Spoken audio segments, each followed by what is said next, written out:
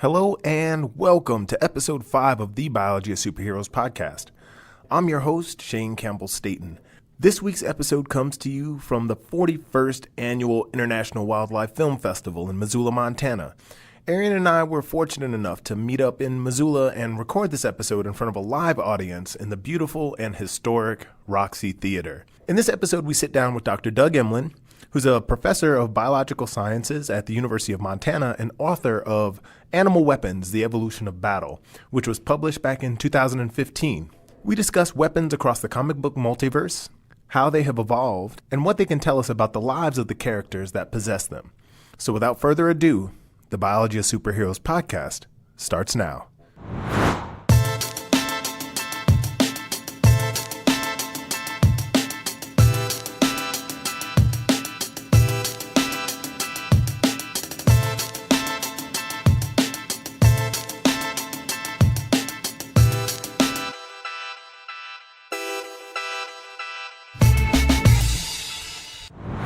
So welcome, you guys. This is the first live recording of the Biology of Superheroes podcast that we've done. So my name is Shane Campbell Staten. I am a National Science Foundation postdoctoral fellow. Right now I'm splitting my time between University of Illinois and right here at University of Montana, working with the Chevron lab. And this has been a project that's been a few years in the making. This started as a small course that I taught at Harvard University, and eventually I ended up pairing up with my partner in crime here, Arian Darby, to bring you this podcast. Arian, why don't you introduce yourself to the folks? Yeah, hey guys, my name's Arian Darby. Is there anybody in the room that's actually not like super deep into science? Yes, these are okay. There's a few of my people out here. So I have no scientific background. In my undergrad studies, when I met Shane at the University of Rochester, I was studying communications and marketing and that path, and that led me down to eventually kind of falling into the role of a marketing manager in the entertainment field. So currently I work for Warner Brothers, and I've primarily worked in the division that focuses on video games, but has actually involved a bunch of IP from across the science and kind of comic book world. So everything from Lord of the Rings to Harry Potter to Marvel to DC and so much more have come across my way. And so that's kind of where we've combined forces and teamed up in a comic book kind of way, where he brings the science, I bring the sci-fi, and hopefully you guys have a lot of fun. Yeah. So, if you guys are interested in hearing more about the podcast, listening to a few episodes, you guys can follow us on Twitter at SuperBioPodcast. You can find us on iTunes. Rate us, help us get up in the science charts. We're super excited to get this out to as many people as possible. We have a Facebook page. You can follow us at the Biology of Superheroes podcast on Facebook. So for this episode, we have the man himself, Dr. Doug Emlen, representing from University of Montana. So Doug, tell us a little bit about what it is that you do. I got my Grizz colors on. I'm a biology professor here at the university, and my research focuses on animal weapons, and in particular, really, really big, exaggerated, sort of extreme animal weapons. And so I think you'll see it's relevant for some of the things that we're going to talk about today. But mostly we study the evolution of horns in beetles.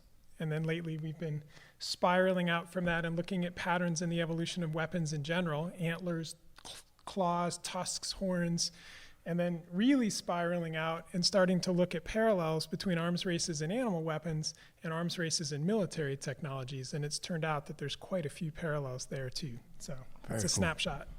So how did you get into doing what you do? How did you become a biologist? I'm a little bit unusual in that way because I was raised in the field, so to speak. So my dad is a biologist, retired now, and my grandfather was a biologist. They both studied animal behavior and primarily focused on birds. I was the rebel. I focused on beetles. They both start with a B, but they're a little bit different. Yeah. It's like outside, but pressed right up against the box. No, I honestly thought it was normal to grow up with a whole bunch of dead indigo buntings in the freezer. There was like the ice cream was on one side and the dead birds waiting genetic analysis are on the other side. No, but I fell in love with biology, and I fell in love with sort of the detective work process of trying to answer difficult questions, the kinds of problems where you really had to outthink them and you had to sort of figure out how to ask your questions in the right way. I was absolutely utterly in love with that sort of way of pursuing knowledge from very early on. And I was in love with crazy places like the tropics, and I was really attracted to the insects because there's so much about them that we just don't know. So I basically went to the insects, started pulling through drawers, and tried to find the craziest, most bizarre, sort of improbable animals I could, and that was the beetles with these big horns sticking off of their bodies. And I've been stuck on that pretty much ever since. Yeah, oh man, from beetles all the way to like military weapons. Well, that was a surprise, but yes. That's amazing. So, yeah. Yeah, so today we are going to talk about the evolution of battle across the comic book multiverse. So, Arian, what do you think, man? Fights. Yeah, fights. It's a big deal. Much like Doug's kind of early fascination with extreme weapons and kind of encountering these creatures in the natural world that exhibit those tendencies, the comic book world is very much about kind of this fictional representation of extreme weapons, because you encounter a lot of these superheroes or supervillains that have a vast array of different abilities and powers that are just kind of really beyond the scale of what's typically expected in normal humans, because oftentimes they're coming from different planets, or they're mutated and affected from different means or exposure to different situations. And so as such, we're kind of encountering similar worlds in a sense, where we're exploring sort of those what-if scenarios too, or how did this happen? How did this come to be? And so as we move forward through the presentation today, we're going to talk about a couple of different characters in the comic book world and a couple of different scenarios, and draw some parallels between those characters and what we see in the natural world, and kind of find some unusual but and also unexpected connections, I think. Do you have a favorite sort of like superhero weapon? Oh gosh, like a favorite superhero weapon. Yeah. This is gonna take like half an hour. Yeah, that's like a laundry list question. I've always been fascinated by like the telekinetic characters. Okay. But we're gonna be talking about a couple characters here that are pretty interesting too, and I think the first one's Shapeshifter. Yeah. So actually, let's go ahead and dive right in. So the first character up on the block is Mystique, right? So now typically when we think about weapons, we think about sort of major offensive weapons, things like claws and, laser beams and tusks and horns and all this sort of stuff. Yeah. But, coloration, right, can actually be quite useful, right, as a weapon. And I think Mystique is actually, she's a pretty good representation of this, right? So Mystique is, a pretty intense shapeshifter. Right? I mean, I wouldn't call her like overly powerful necessarily, right, in terms of a straight up battle. Right. She's never the type of character that you'd kind of find on the front lines leading the charge, but she's always an infiltrator and someone that's sneaking behind enemy lines. She first appeared in a comic book back in the 1970s, a Miss Marvel issue. And part of what was going on in that was that, number one, she was introduced as a form that actually wasn't her natural form. She had already kind of shapeshifted, and she was spying on this character, Miss Marvel, basically trying to get some information about her to take her down. But then secondarily, if anybody's kind of familiar with the comic book world and the Avengers world in particular, she was on this mission to infiltrate S.H.I.E.L.D., which is kind of this government organization that works with the Avengers, to basically break in and steal some sensitive data about the Avengers themselves and kind of take that top secret information back to her group. So she essentially infiltrated the headquarters of S.H.I.E.L.D., shapeshifted her way to make sure that she kind of basically resembled the director of S.H.I.E.L.D., Nick Fury, if that's ringing a bell. He's kind of portrayed by Samuel L. Jackson, is the current Nick Fury in the comic book theatrical world. But she took on the identity of Nick Fury and basically snuck her way past the defenses of S.H.I.E.L.D. headquarters to get that information. And so ever since, she's kind of been portrayed in the comic books as well as a couple of different films. She's been represented by two different actresses, Rebecca Romijn and Jennifer Lawrence, throughout a couple of different trilogies now. But she's always been big on shapeshifting, highly agile, combat trained, but essentially the person that kind of sneaks behind enemy lines and does things on the covert end. Yeah, so a lot of her power lies in her ability to essentially just be an assassin, right? Stealth Absolutely. mode. She sneaks in on the down low and gets stuff done. So why don't we introduce you to a character? So here's a clip from this is X-Men: The Last Stand. So let's see Mystique in action here.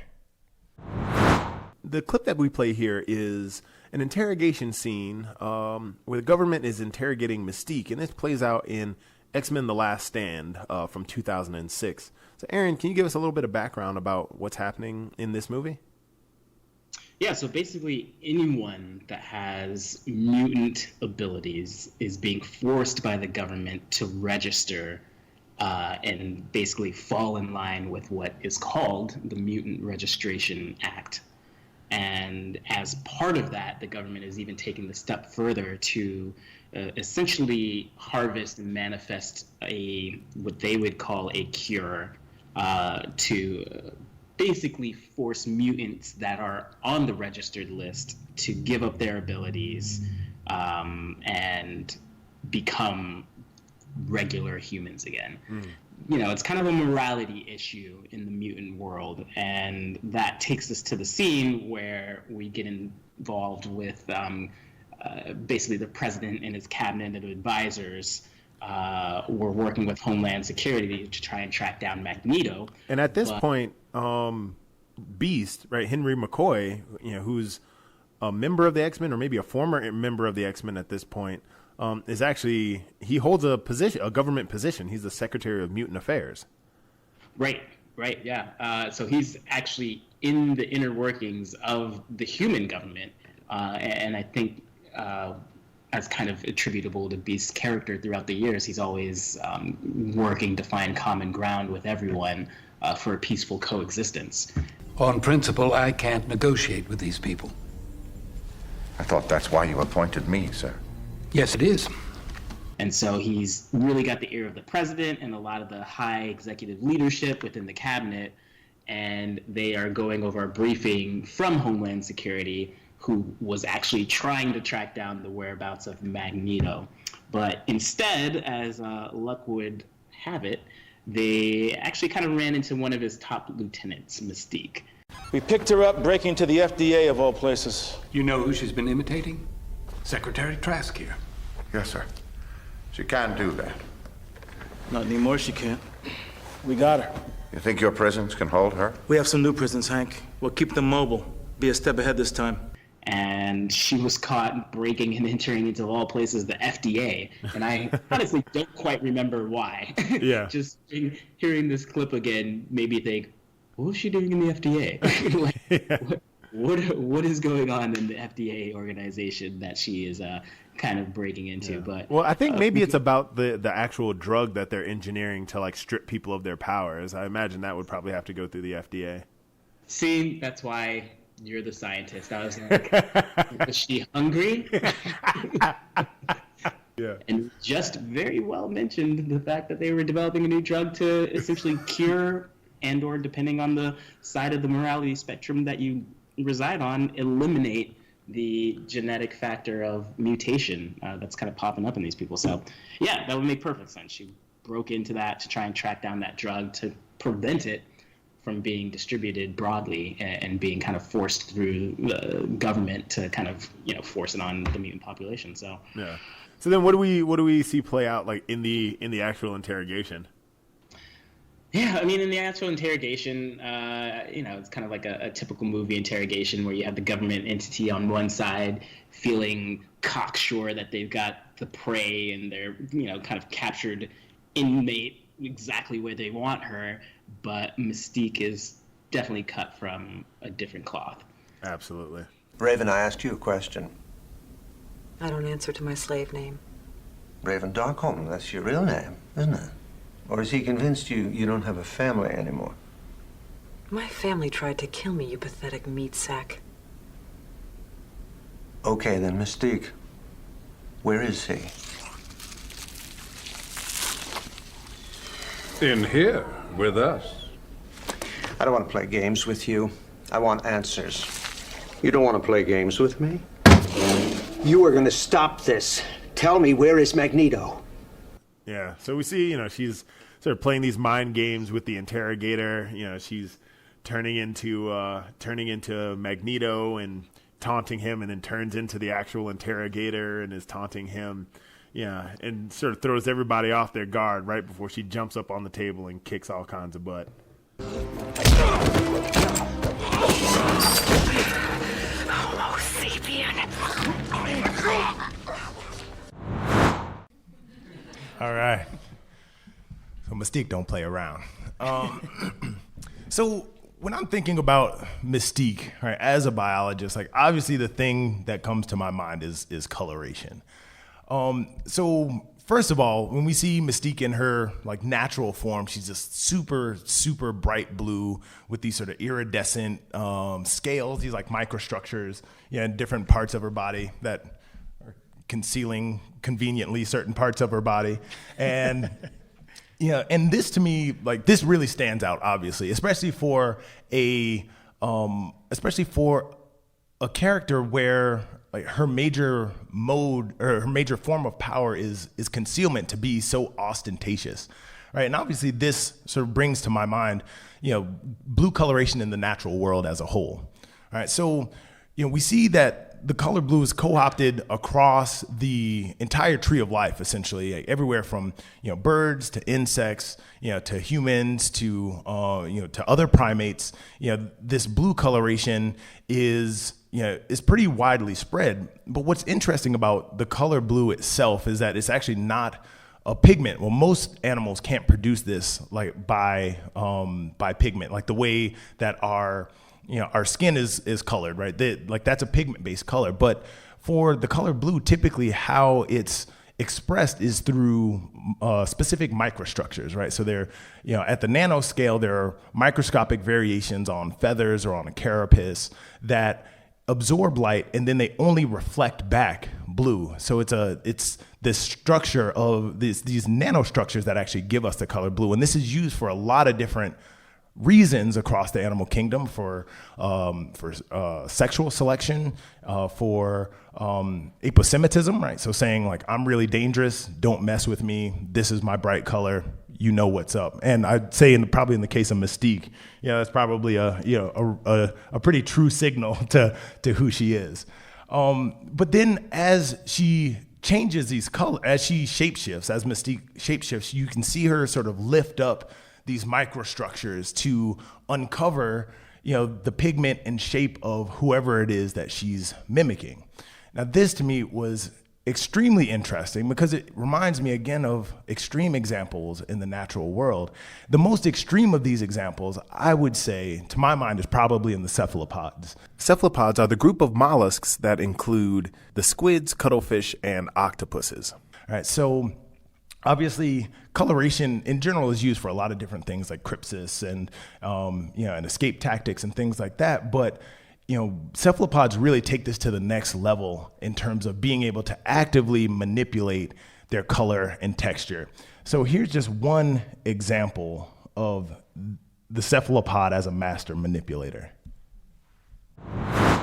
Here I play some video footage that was shot by Dr. Roger Hanlon, who is a senior scientist at the Marine Biological Laboratory.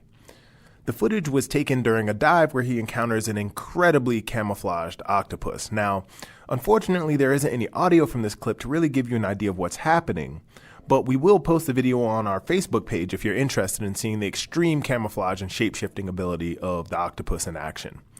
In the meantime, I did find some audio from a TEDx talk that Dr. Hanlon gives on dynamic octopus camouflage. So here's a short clip of him explaining what's happening in this video. But it leads us on to another impressionistic image of this boring underwater scene where there's just this fluffy rock and there's a fish swimming in the scene, and there's nothing happening until now. And now you see that we had this wonderfully camouflaged octopus that is now brilliantly white, you can't miss it, inks in the face and swims away. Now it's going to do the next trick, which is to spread its web and turn on this bright white coloration and high contrast pattern so that it's giving you a strong, unambiguous signal. Well, let's play this backwards and see what's happening. Smooth white skin, a ring around the eye, that's 5 million pigment organs called chromatophores being innervated from the brain. It's like electric skin, and another 20 million being recruited to give the pattern. And now I draw your attention to the smooth outline of the body, and it goes three-dimensional. So those are some pretty good goosebumps right there. And the idea is the animal now is pretty hard to see even though you know where it is. So here's beginning and here's after. How did they do it and why? Well, this animal happened to look at this part of the algae and to more or less resemble it in the pattern, the posture, the intensity, the color, and even that three-dimensional texture. Now, that animal can go over here to this part of the coral reef. It can go anywhere in camouflage in 0.7 of a second. So this guy's got skills, right? It took me a while when I was first looking at this. I was like, why are we looking at a plant? This is, maybe that's interesting, But not only are they able to like really finely, blend in, but they're able to match both the sort of color and texture of their surroundings. Now, to match the color, they have these really interesting structures. These are called chromatophores, right? So underneath the skin, they have these specialized structures that are full of pigment, and small muscles sort of close and expand those pigment sacs in order to reveal the coloration inside. And this ranges from yellow to brown to reds, even blacks. And not only that, but underneath this layer of chromatophores is another layer of cells called iridophores that have these microstructures, like through proteins and other microstructures that reflect the greens and blues. So by manipulating these chromatophores and the underlying iridophores, they're actually able to manipulate the entire sort of spectrum of the rainbow, which I think is absolutely fascinating. And of course, thinking about Mystique, if she's going to go through this process of mimicking individuals from diverse, races, and not only mimicking their skin tone, but mimicking their clothes, like having access to this diverse array of colors is going to be really useful. But not only are cephalopods able to manipulate color, but they're also able to manipulate the actual texture of their skin. So they have these specialized structures called papillae, that they can use using a combination of musculature and hydrostatic mechanisms. They can make themselves more rigid or more smooth to even further help them blend into their surroundings. So when we're thinking about Mystique, right, having access to these mechanisms that we know work in the natural world, I think would go a really long way in helping her to manipulate, color, texture, mimic the wrinkles of an individual, even mimic like the folds in their clothing by having some of these underlying mechanisms. So given that, when we're talking about color, like how does this actually evolve? Like how does color evolve as a weapon? As a weapon. I don't know, I was starting to think of the parallels here. I have to admit, when they asked me to join on this, I didn't know what to expect because I watch a lot of these things with my kids. We enjoy the Marvel Universe, but I hadn't really watched them through the lens as a biologist. Like you go home and you're a dad, you go to work, you're a biologist. But actually there really are a ton of parallels here. And so one of them, I'm impressed at how similar the sort of skin level, color level, pigment level mechanisms are.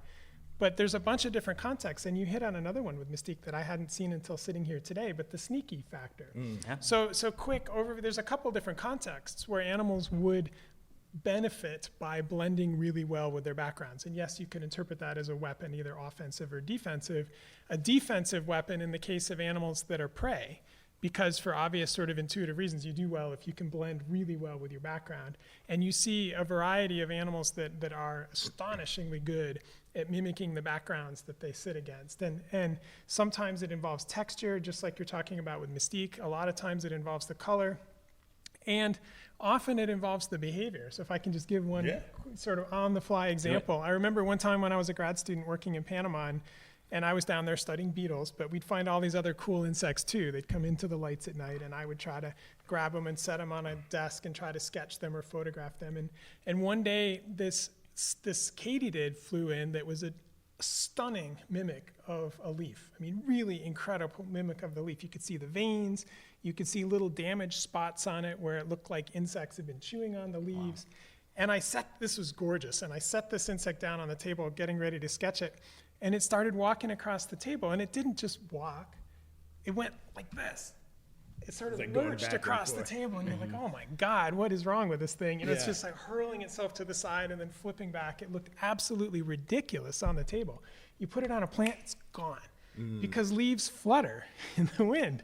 And so this animal had a behavior that went with the color so that when it was on a plant, it disappeared. It actually behaved like a leaf in addition to looking like it. So one context for the weapons would be defensive. You hide really well with your background. But the other is an attack weapon. You find a variety of ambush predators that benefit from looking really close to their background because they can hide and the prey that come by them don't recognize them as a predator. And so there's cases, we call it aggressive mimicry, but you're mimicking a background or a substrate as a way to hide so that you can grab prey. There's eyelash vipers, and there's a bunch of other examples like that. Praying mantids very often look like flowers in the backgrounds that they'll sit on, and then when pollinator insects come in, they can reach out and grab them. But I want to mention one other twist, if you let me go on this. Yeah, keep going. Because you mentioned the sneaking factor too. Yeah. So many of the animal systems that I'm used to working on with these really big, elaborate, expensive weapons have cheaters. They have sneaks in the system too.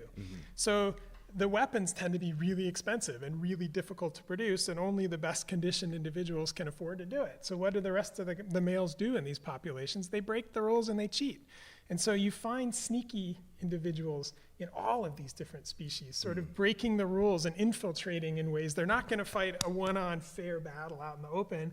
They find another way around, break the rules and get in. So Mystique's kind of putting together pieces of all of this, right? Yeah. She could be the attacker, she could be hiding, and she's definitely sneaking. Yeah. So it's cool. That's amazing. Yeah. I'd say maybe even in the comic book world, one of the best representatives of an ambush predator would actually be Batman. Right? I mean, he's called the Dark Knight for a reason, and although he's trained in martial arts from across the globe, his ideal scenario is to kind of stay perched above, watch the criminals panic below, and just swoop down and snatch them up. And so you'll see that in a lot of the films. The scenes are set up. It's almost kind of like a horror trope where the criminals shaking and the guns clattering, and out of nowhere you just hear a whoosh of wind, and Batman swoops in and takes like action. The shadow of the and cape. And he's back out again, and he's perched and ready to go. So that's awesome. He's got his deep, raspy voices. Yeah, you got the Christopher Nolan kind of. I'm Batman. Cool. Oh man. So let's switch gears a little bit. Yeah. All right. So, so coloration is. Obviously it can be it has, a diverse set of uses as a weapon, but obviously there are sort of much more straightforward weapons, right? Sort of brute force weapons. And I know you think really deeply about these, about these kind of weapons. So we're going to move on to the next character that sort of really showcases, I think, a few of these kind of brute force weapons. And that is Hellboy. So, Aaron, you want to give us a little background on this character? This might not be as well known as a character as like the X-Men. Yeah, has anybody actually heard of Hellboy? Yeah, a couple. Yeah, so we got, see, all right. Okay. Yeah. Representing. Films, probably. So he's a character that was developed in the early 90s. This writer, creator, artist, Mike Mignola, basically drafted the first issue of it alongside one of his co-creators. But essentially, Hellboy is kind of your average working class Joe. He's a blue collar guy. Red collar. He's the quintessential everyman, but he's like the spawn of a demon, essentially. Yeah. And the story goes back in kind of late German Allied forces wartime era. Hitler's panicking, and he decides to turn to the paranormal world to find a solution to bring home victory for the Third Reich. Makes sense. Right. And so, of course, in the comic book world, he reaches out to another kind of mystical character that's, based loosely on a real-life person, Rasputin from Russia, that Rasputin, who kind of practices the mystic arts and essentially reaches out to him and says, we need to do something. We're losing the war. I need you to create the ultimate weapon to help turn this around for our favor. So they get to work. They kind of have a whole setup. They open an interdimensional portal, essentially kind of breaching a gap for the gates of hell to kind of come through to the natural world, because you gotta win at any cost, right? And the Allied forces discover what's going on, and they kind of hop into battle, basically disrupt everything that's going on and shut down the process before things can really happen. But throughout that, it gave a little bit of a window for something to sneak through, and that character was a small little boy at the time from kind of the Hell dimension, who the Allied forces ended up finding after they chased off kind of the Nazi regime. and they named him Hellboy, and they essentially raised him as one of their own. He was adopted by kind of a professor / priest named Professor Bloom, and from there he kind of just brought him into the fold of the work that he was doing. And he worked for the Bureau of Paranormal Research and Defense, I believe, the BRPD, a kind of a hidden sect of the FBI. And from Trump's still funding that. And to this day, they fight all things paranormal, kind of just mystical, anything that kind of has that sort of supernatural background to it. And so Hellboy as a character, he's kind of, he's just interesting. He's blue collar. He likes cats. He likes Cuban cigars. He likes eats food. A metric ton. So much food. He pounds away like thousands of burgers in a single sitting. He's supernaturally strong. He can heal fairly quickly, but he's not indestructible. So there's a lot of times in the films that have been out that he takes a lot of damage. He can get hurt. But essentially he's a walking badass. And he's most characterized by his horns, which he kind of shaves down for appearance's sake. He's kind of, a little bit hesitant about that. He's self-conscious with that. And then also he has a giant right arm. The Fist of Doom. Fist of Doom, they call it. And, outside of being the quintessential everyman and kind of blue-collar guy, he may or may not be the harbinger of doom and the apocalypse. The story is if he uses his fist and unlocks the gate to hell, he can bring about the doom of all mankind. But he doesn't believe that's him. So we all got it's all good. So.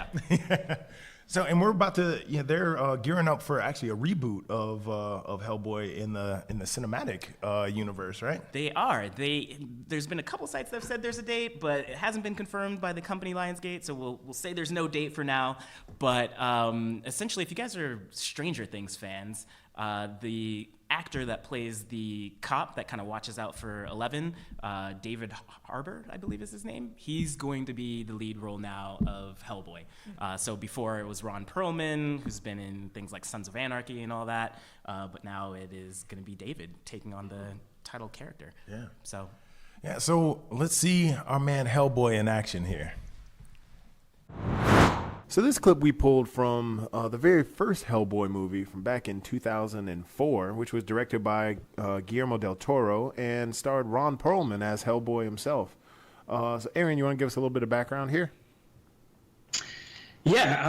So this film basically introduces us to the character of Hellboy and some of the supernatural villains that the character kind of encounters throughout the series. So Hellboy's team gets the call, and it kind of starts off actually in a different venue where they get called to this building to essentially deal with a supernatural threat, and they encounter this creature known as Samael.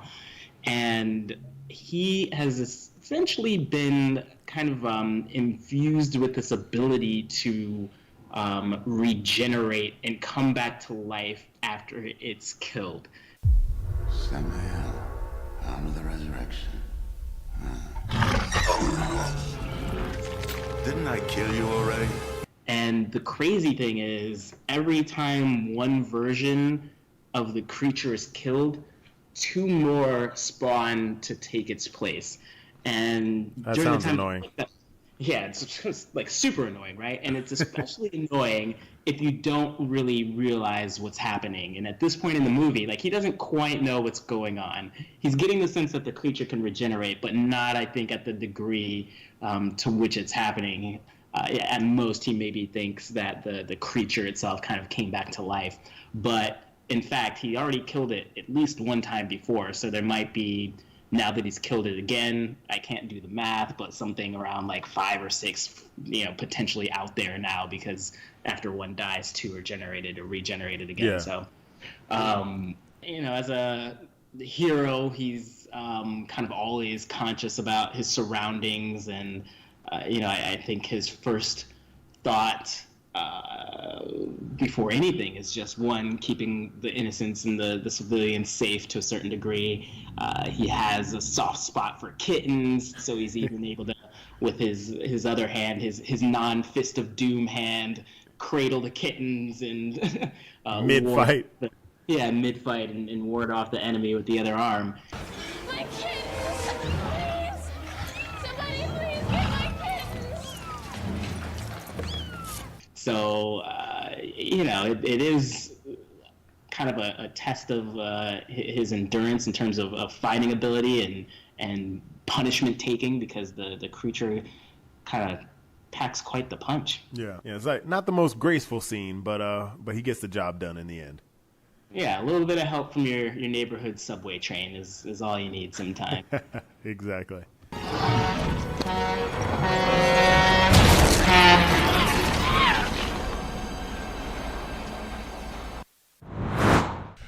So, as you can see, Hellboy is much more of like a straightforward bruiser, and for Mystique, she was, even, when she's handcuffed, she's got a lot of skill, a lot of agility, and Hellboy is much more clunky of a character. He's basically a human battering ram, more or less. Yeah.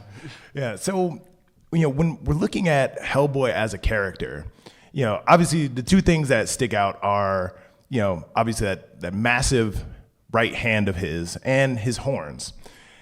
So as a biologist, me looking at Hellboy, obviously I think immediately of other creatures that have these large, massive appendages. Yes. Yeah. So when we're looking at these sort of appendages where they pop up in the natural world, what does that tell us about the organisms that possess them? I think there's a lot of parallels here, actually. So now I'm much more in my comfort zone with this guy, even though I'd actually never heard of him before this. But there's actually three things that stand out. And the first one, for me, that caught me off guard was the color. So before we get to the weapons, give me 10 seconds to talk about the color. So we talked about Mystique and the context in which you would blend. So your weapon would be camouflage in one way or another, but there's another biological context where colors make a really big difference. And that's not hiding or blending, it's actually as a signal. And it's usually a signal that is geared towards other individuals of your same species, and it's about quality. And there are a lot of sexually selected or mating systems where males are competing to attract females, or males are literally competing with each other to fight for females. And in either context, there's value in being able to advertise if you're a really dominant, really high conditioned, really well-fed individual. And so you find this general rule that brighter is better.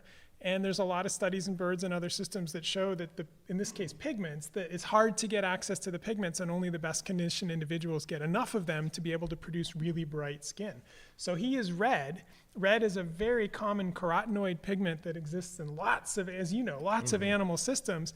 And in that context, it's a signal of quality. You'd expect high quality males to be brighter than poorer quality males. So if I had to guess the biology here, he was plucked out of his system and sort of thrust into ours. But if you try to imagine what was going on in the natural environment that he would have been sort of adapted to, presumably there would have been lots of male competition, just like you see in so many animals. It probably would have involved signaling. So fiddler crabs, there's a picture here, have a very oversized claw. We can talk about the cost and what that means in a second. But it's also a signal. And the males wave that as a way to advertise their fighting ability to rival males, and also females pay attention too. And the fiddler crab claw is really bright. Bright colors signal quality also, so I can't escape the red. It's like Hellboy probably would have had really big weapons, and he would have been really bright, and there would have been lots of variation among males, and the really dominant, best-conditioned individuals would have been the brightest red with the biggest weapons. Yeah. So my sense is you took a dominant individual before he was born or when he was young, plucked him out, threw him in our world. But that's what those traits say to me, is that that's what they were for, the really big weapons and the really bright red. Yeah. So. And you mentioned something about the costs too. Yeah. So you mentioned, I didn't know this till you mentioned this. The guy has to eat a lot, I take it. Oh yeah. Yeah. Yeah. Well, so if we talk about the fiddler crab here, the fiddler crab pays a huge cost. First of all, that claw is huge and it's packed with muscle. And so muscle is metabolically very expensive. All tissues aren't equal, and muscles have tons of mitochondria and they burn an awful lot of energy. So muscles are expensive. So that male has a ton of muscle in that claw that he has to maintain. So his, all else being equal, he needs more calories per day than a female of comparable size does, just because of the weapon. But these crabs feed with the other little itty bitty claw. They feed with the front claws. So a female has 2 claws. She can shovel the food in her mouth twice as fast as the male because one of his claws is useless for feeding. So he's got twice the caloric demand and half of the feeding appendages to eat with. So that male pays a really steep price. And implication is with Hellboy. Yeah, sure. Not only is he growing horns, which we'll get to in a minute, horns are also very expensive, but he keeps shaving them off, which implies that they keep growing. Exactly. Which means he's essentially growing his weapons over and over and over and over again. And so that's probably expensive. So between the big claw, whatever you want to call that, the hand of doom, and the horns, that guy's burning some serious calories. Yeah. And maintaining the bright color, too, is expensive. All those things are expensive. So I guess he eats a lot of hamburgers. Yeah, he's got good reason to throw back hundreds of cheeseburgers. But again, I mean, that's cool. I come in from the outside. I didn't really expect the writers of Marvel to pay attention to biology. There's no reason coming in a priori you would assume that it would behave according to the rules of animal systems, but to an astonishing degree, it really does here. It's cool. Yeah. So I'm pleasantly surprised. So you mentioned a little bit about the horns. Like obviously, when you think about horns and that's what I think about. And antlers, this is like deep in your wheelhouse now. Yeah. So tell us, do these evolve under the same sort of circumstances as like the Fiddler Crab's arm? Absolutely. Okay. So in these types of systems, you get sort of an alignment of the stars of conditions where there are usually resources that are really limiting, and if males can guard access to those resources, when females come to feed on them, they get access to the females. Or in some of these systems, the females cluster together in groups already, so a male that can guard access to that group of females has access to them and can keep rival males away. So you find sort of ecological contexts where everything comes down to the fight. The other detail that I've spent a lot of time thinking about is you tend to find fights that end up as sort of one-on-one duels. I think that's a really important piece to the puzzle. But either way, when you get that right cocktail of conditions, then these aren't just scrambles, and they're not really acrobatic. They're fights of strength. Sort of the rivals line up toe-to-toe, and they push and they pry. And these types of fights tend to escalate through a very rigid, sort of ritualized sequence of stages. They start out with sort of sizing each other up, then they spar a little bit, and then if they're still evenly matched, they throw down and get into a really serious fight. But most encounters sort of start a little bit and back down again before they ever go anywhere because the smaller male can figure it out. And so that's got to be the context here, and that's where you see a lot of these weapons arising. There's systems where males that can afford to produce a bigger weapon win the fights. And the bigger the weapons get, the more expensive they get, the more honest they are as a signal. They're expensive, so you can't fake it. If you're a poor quality male, you can't cheat and produce a really big weapon. It's too expensive. So the bigger the weapons get, the more they start to function as a signal, a deterrent. And simply having that weapon is enough to sort of stop other opponents in their tracks, and only pretty evenly sized rivals will actually throw down and get into a big fight. So there's a fairly common circumstance that applies in lots and lots of these systems. And I'm willing to bet it would apply in the Hellboy system, at least in his native planet, if you will. Well, I mean, I think that most of the times when we see Hellboy fight, he's typically in these one-on-one scenarios. Like, so now that I think about it, I mean, there's a lot of characters, if you think of like Superman or even like the Hulk, right?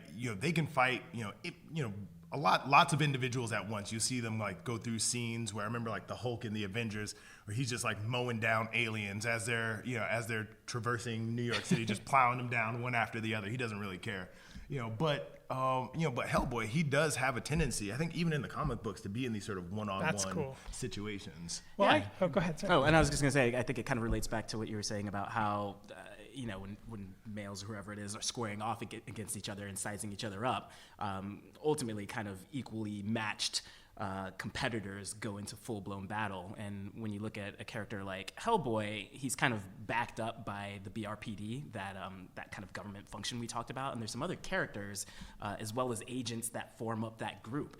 And they'll go out on missions together to sort of look for trouble that's out there and reports that they're getting in, again, like about like abnormal activity and so on and so forth.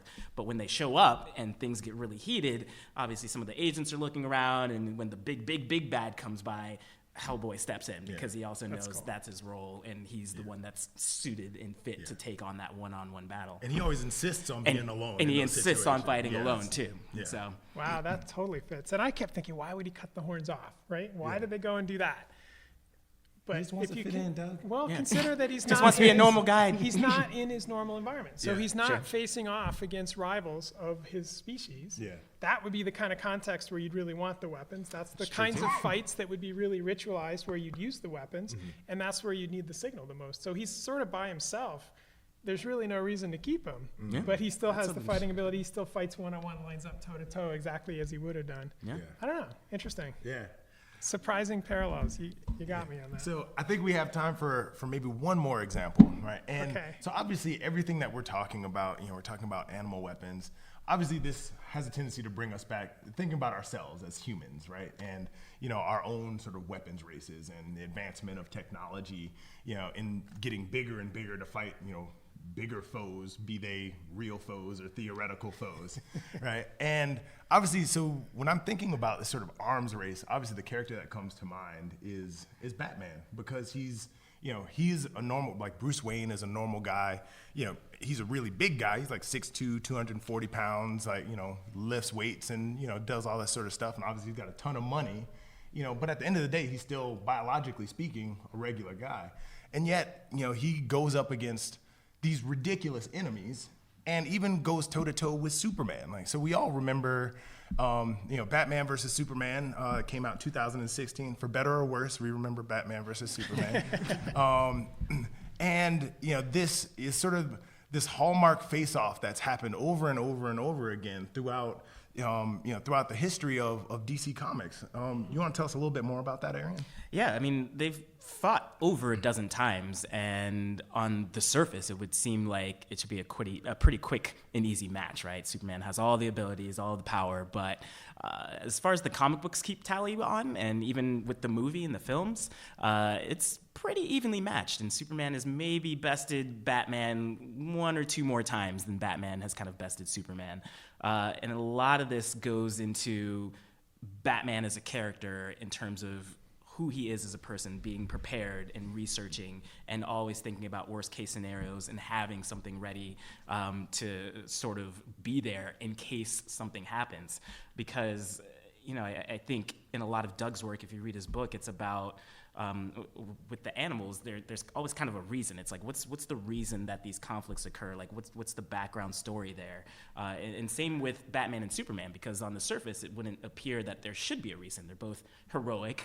Superman stands for truth, justice, and the American way. Batman, mostly looks out for Gotham, but cares about people as well. They're both on the same side. They often team up in the Justice League to take care of problems together. But there have been instances where they've squared off for one reason or another. We can talk about a couple of different instances in the comic book world where it's happened. Like back in the 1980s, one of the quintessential sort of issues of its time that really kind of made comic books feel a little bit more mature in their storytelling was called The Dark Knight Returns. And it was written by Frank Miller. And the story kind of set place in the future where Batman was kind of in his late 50s, kind of almost early 60s. Superman was a character that had kind of ultimately come down to becoming kind of like a government puppet almost. So he was still working for America, but he was very much controlled by the president at that time. And essentially there was a kind of a cataclysmic event where this kind of shockwave went off across America, knocked out all of the power and all of the functionality of the cities across the states, and basically descended society into chaos. And every city you looked, there was massive rioting and looting and all of that, except for in Gotham, where Batman was there, and he was kind of keeping law and order, holding it down. And the president at the time was feeling kind of embarrassed by that because Batman was doing something that he couldn't do for the people, and he essentially sent Superman out to handle the situation. And so that was the impetus for the conflict there at that point. Yeah, so and that's actually, it's that storyline that they actually co-opted for one of the most epic fight scenes in Batman versus Superman. So let's take a look at the epic face-off between the Bat and the Man of Steel. So this scene we pull from Batman versus Superman: Dawn of Justice, which came out in 2016. So Aaron, you want to set the stage for us here? Like, what's happening in this scene? Yeah, a whole lot happened to get us here. And, Batman versus Superman wasn't everyone's favorite film. But I think it did do a good job of setting up the situation, hypothetically, of why these two titans of comics would ever come to blows in the first place. Because you'd think on the surface they don't have a lot to fight about, but it really kind of points to, at the end of the day, some of the genius behind Lex Luthor as a villain in particular, because he's never going to be the character without the help of like some sort of an extra exoskeleton suit or something to that nature to like go toe to toe with either Batman or Superman in a battle of pure physicality, but working behind the scenes and sort of undermining a sense of trust and confidence and faith that these heroes might have in one another in terms of being on common ground and pursuing the similar ideals. That's where it truly shines. Yeah. And coupled with Batman, aka Bruce Wayne's initial suspicions at the beginning of the film and distrust of Superman after seeing the fallout from the battle between him and some of the visitors from Krypton and the effect and toll it took on the city of Gotham. It just took a little bit more to kind of put him over the edge and feel as though he needed to kind of contain Superman before the threat became unmanageable for the entire world. So here we are. It's raining, Saturday night, pitch black.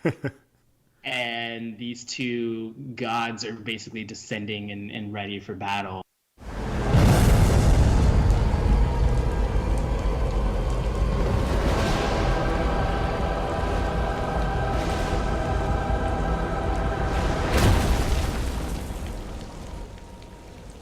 Well, here I am. And Batman, true to form, is trying to think as many steps ahead as he possibly can before the battle actually commences, because he has a lot of stuff set up for Superman, right?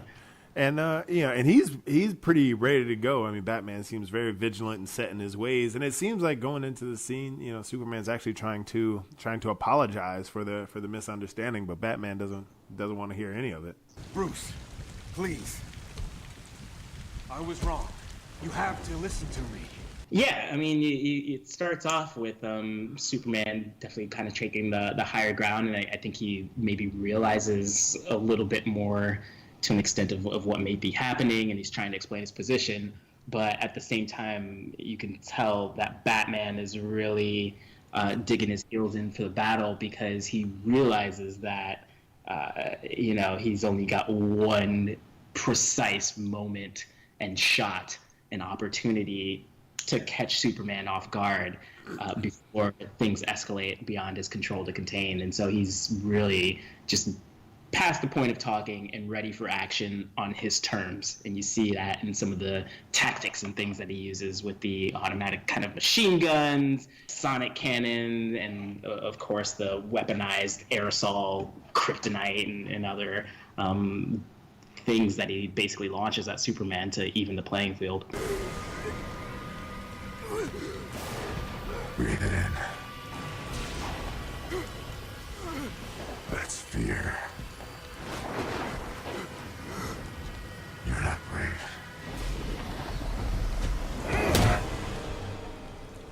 Men are brave. Yeah. So even though he's, biologically speaking, a much weaker character, he uses tactics and technology to get the upper hand. Absolutely. Yeah, so in that clip, I mean, basically you see Batman with all of these kind of encounters with Superman, he's always looking for ways to essentially neutralize the weapons advantage. And so whether that's supersonic weaponry or like kryptonite, kind of missile launchers, or, in one instance in the comics, he used solar panels to mimic Krypton's red sun, which essentially negates his abilities entirely. He's even gone as far as using outside help in one issue where he kind of fell under mind control from Poison Ivy.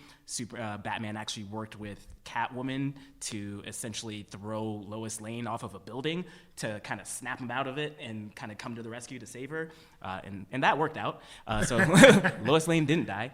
But there's all these instances where essentially Batman is looking for ways to kind of get the upper hand.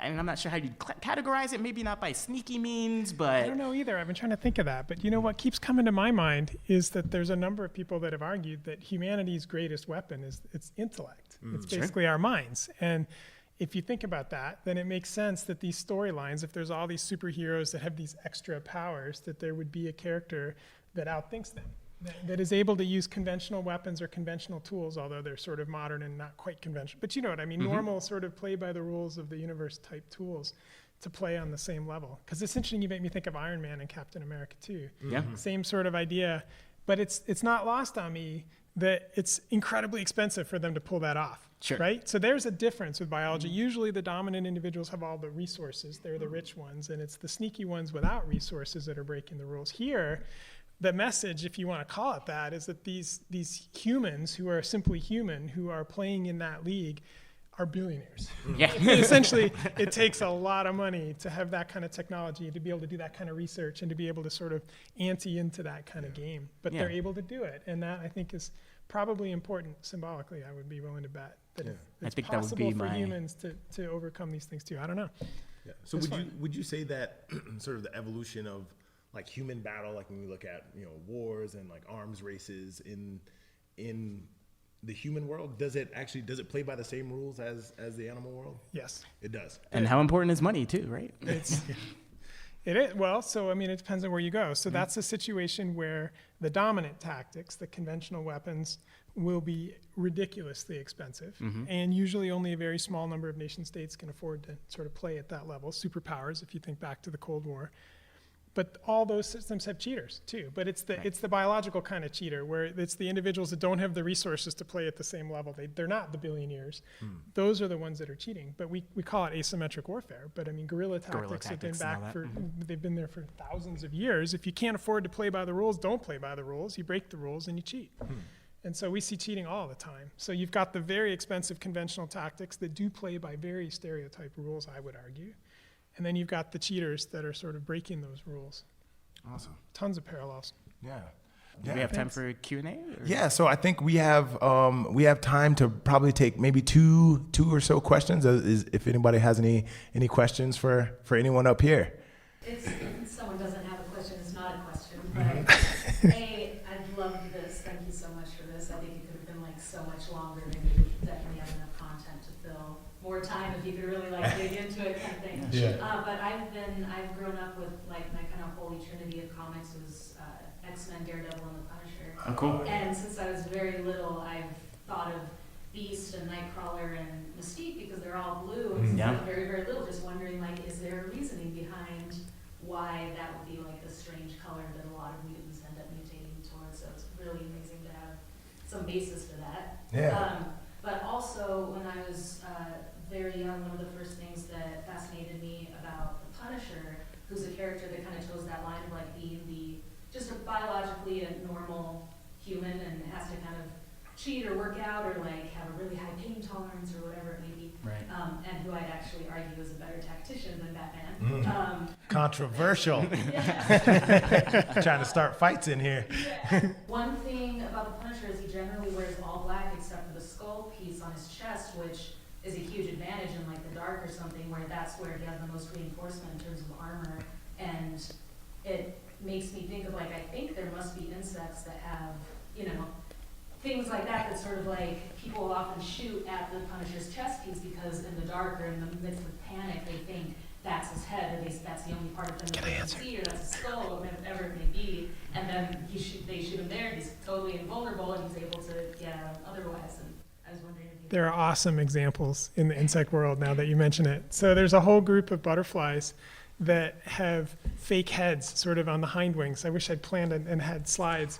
So that if you look at the butterfly when it sits on a perch, it's got its body, but its body is sort of hidden by the stripes and the color patterns, all of which focus your eye to the end of the hind wing, which is essentially expendable tissue.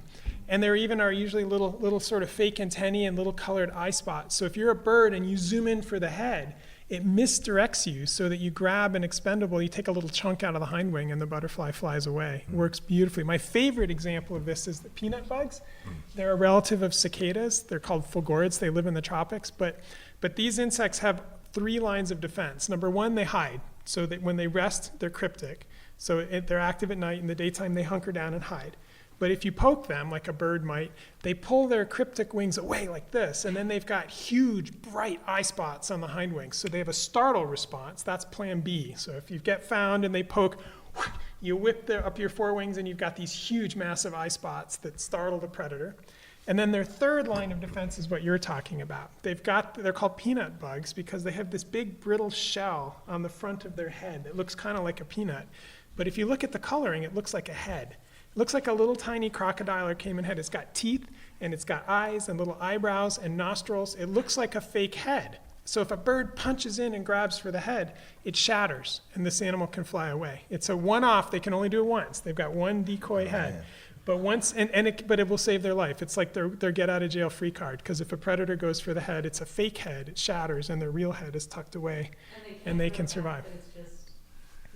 Isn't that cool? So you hit it on the nose. Insects definitely do that. That's great. Glad to know there's something the Punisher has in common with butterflies. That's great. It's like it seems like that extra head is like they're like plan green C. mushroom from Mario, right? It's like you get a 1-up. Yeah. Exactly. Everybody gets one.